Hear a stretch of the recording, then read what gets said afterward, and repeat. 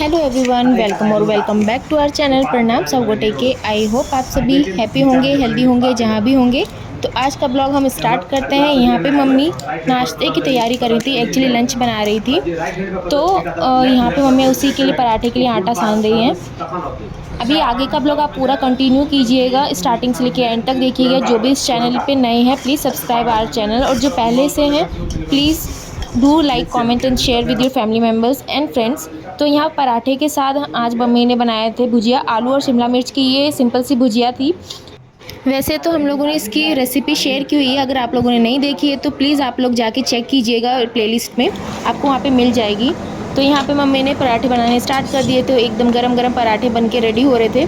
तो पराठा हो, उसके साथ गरम गरम भुजिया हो और अचार हो तो मज़ा ही आ जाता है। अगर उसके साथ अगर दही भी हो और सैलेड तो फिर तो क्या ही बात है। तो यहाँ पे मम्मी वही सारी तैयारी कर रही थी।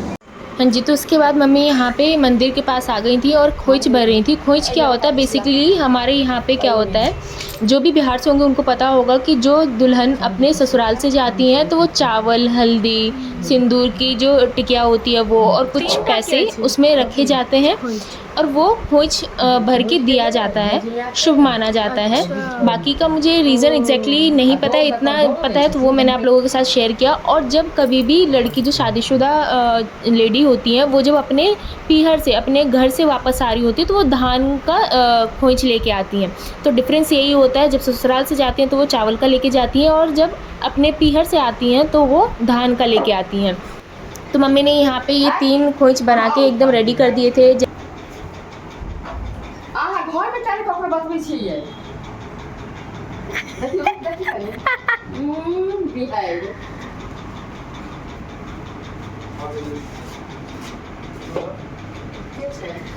तो एक्चुअली हुआ ये था कि पापा ये मिठाई लेने के लिए गए थे और किसी को पता ही नहीं था कि पापा गए कहाँ हैं। तो हम लोग वेट कर रहे थे कि पापा गए कहाँ हैं, क्योंकि यहाँ पे सब चीज़ का लेट हो रहा था।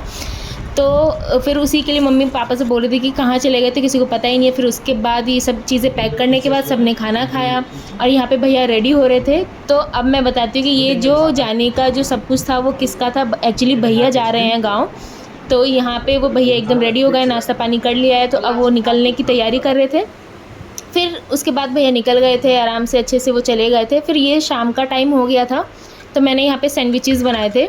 तो एक्चुअली सिंपल से सैंडविच है, बहुत हेल्दी भी है। क्यों, इस सैंडविच में मैंने होममेड पनीर बनाया था तो वो मैंने यूज़ किया है। फिर थोड़े से वेजीज जैसे शिमला मिर्च और जो अनियन है उसको मैंने चॉप कर लिया था छोटा छोटा, वो ले लिया है। ऑरिगेनो और थोड़ा सा नमक ऐड करके और सारे मसाला हमने उसमें मिक्स करके, जो ये पनीर है उसका भुर्जी जैसा हाथ से उसको हमने मैश कर दिया था। और सब चीज़ को मिक्स करके हमने सॉसेस जो भी आपको अवेलेबल हो घर में वो आप सॉसेस इसमें यूज़ कर सकते हैं।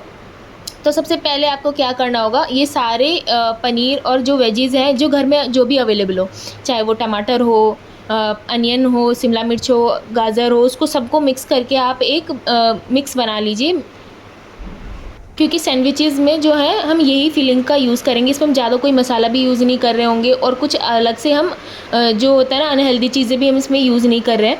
आपकी चॉइस है, अगर आपको इसमें चीज़ ऐड करना है आप चीज़ भी ऐड कर सकते हैं, बट मैंने यहाँ पे सिंपल रखा था जो, क्योंकि घर में पनीर था तो मैंने पनीर का यूज़ करके यहाँ पे ये सैंडविच बना लिया था। तो पहले हम इसको अच्छे से मिला लेते हैं, फिर हम मिलते हैं आपसे आगे ब्लॉग में। तो यहाँ पे मैंने सारा कुछ मिला लिया है मिक्स करके। फिर इसमें थोड़े हल्के से मसाले जैसे कि नमक और जो लाल मिर्च पाउडर वो मैंने इसमें ले लिया था। इसके अलावा मैंने कुछ भी यूज़ नहीं किया है। आप ऑरिगेनो भी यूज़ कर सकते हैं, अगर आपको ज़्यादा चटपटा चाहिए तो चिली फ्लेक्स यूज़ कर सकते हैं। फिर अब ब्रेड का जो हमें बेस बनाना है वो हमने यहाँ पर पिज़्ज़ा सॉस लिया है। ये एक सॉस का वो एक हम लेयर लगा देंगे ब्रेड पर, और उसके बाद वो फिलिंग जो हमने तैयार की है पनीर की वो डाल के, और दूसरा उसको कवर हम कर देंगे ब्रेड से, देन उसको हम सेक लेंगे। तो चलिए सबसे पहले हम सारे ब्रेड्स जो हैं फिलिंग डाल के रेडी कर लेते हैं, उसके बाद हम इसको एक एक करके सेकेंगे, वो मैं आगे आपको दिखाती हूँ।